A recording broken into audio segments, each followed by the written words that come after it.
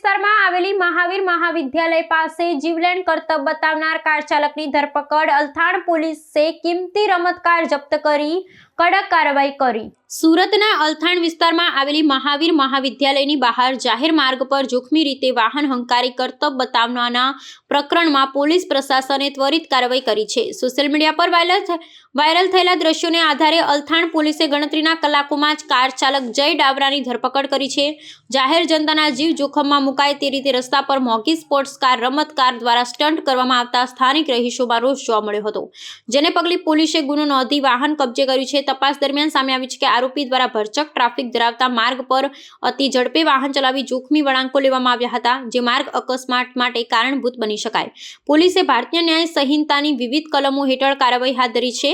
આ પ્રકારના કૃત્યો પર લગામ લગાવવા માટે પોલીસ હવે માત્ર દંડ પૂરતી મર્યાદિત ન રહેતા આરોપીનું વાહન ચલાવવાનું પ્રમાણપત્ર, લાયસન્સ કાયમી ધોરણે રદ કરવા માટે પ્રાદેશિક વાહન વ્યવહાર કચેરી આરટીઓને સત્તાવાર અહેવાલ સુપરત કરશે. શહેરમાં વધી રહેલા આ પ્રકારના દૂષણને ડામવા માટે સુરત પોલીસ હવે વધુ સતર્ક બની છે. પોલીસ કમિશનરના આદેશ અનુસાર જાહેર માર્ગો પર કરતબ કરી અન્યના જીવ જોખમમાં મુકતા નબીરાઓ સામે પાસા જેવી કડક જોગવાઈઓ હેઠળ પણ પગલાં લેવાની વિચારણા ચાલી રહી છે. વહીવટીતંત્રએ યુવાધનને અપીલ કરી છે કે તેઓ સોશિયલ મીડિયા પર ખ્યાતિ મેળવવા માટે આવા જીવલેણ સાહસોથી દૂર રહે. આગામી દિવસોમાં અન્ય વિસ્તારમાં પણ સીસીટીવી કેમેરાની મદદથી આવા તત્વો પર બાજ નજર રાખવામાં આવશે.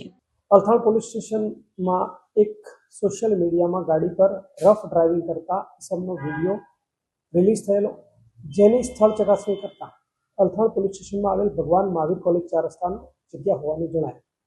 જે બાબતે ઘનિષ્ઠ તપાસ કરતા અને વિડીયોમાં ગાડીનો નંબર ચેક કરતા GJ5RQ7600 નામની મર્સિડીઝ બેન્ઝનો ઉપયોગ થયેલો હતો, જે રીલ રાત્રે 2 થી 4ની વચ્ચે બનેલી હતી.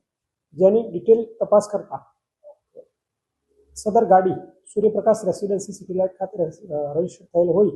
સ્થળ પર જઈ તપાસ કરતા ગાડી તથા ગાડી ચલાવનાર ચાલક જય દાવડા, તેની ઉંમર 20 વર્ષ, તે મળી આવે. જેમની પૂછપરછ કરતા તેઓએ ગઈ 25/12/2025ના રોજ રાત્રે આ વિડીયો બનાવેલો હતો અને પોતાના સોશિયલ એકાઉન્ટમાં અપલોડ કરેલો હતો. જેના આધારે પોલીસ તરફે ગુનો દાખલ કરવામાં આવેલ છે અને ભારતીય ન્યાય સંહિતા 281 મુજબ કાર્યવાહી કરવામાં આવેલ છે અને તેમને અટક કરવામાં આવેલ છે.